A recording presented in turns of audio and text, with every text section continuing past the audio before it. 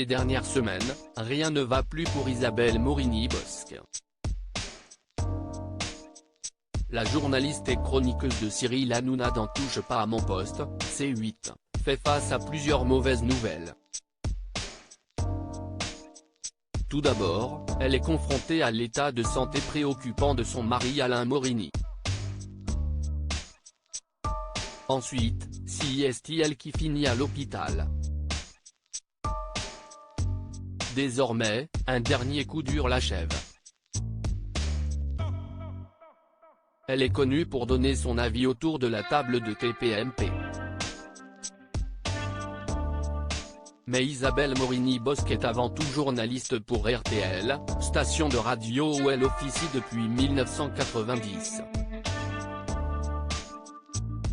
Et cela fait déjà 15 ans qu'elle y tient sa chronique dans l'émission culturelle Laissez-vous tenter. Une belle histoire qui devrait prochainement prendre fin. En effet, comme l'annoncent nos confrères de Voici, celle qui racontait avoir été victime d'un terrible viol près de Paris a appris la mauvaise nouvelle il y a quelques jours. Sa chronique télévisée ne devrait pas être renouvelée à la rentrée prochaine, faute d'audience. Isabelle Morini-Bosc n'avait pas besoin de ça, elle qui passe déjà des jours compliqués depuis un moment maintenant. Rappelons qu'elle avait été contrainte de s'éloigner de Touche pas à mon poste pour des raisons de santé.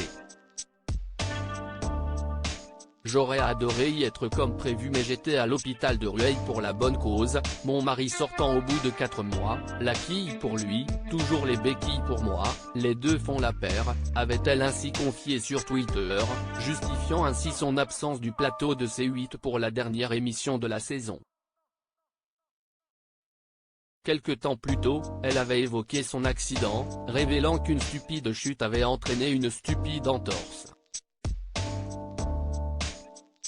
Quant à son mari Alain Morini, cela fait maintenant plusieurs mois qu'il va mal.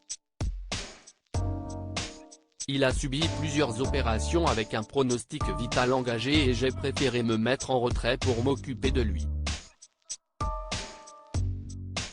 Cyril a bien compris ma situation, avait-elle alors confié au magazine Closer.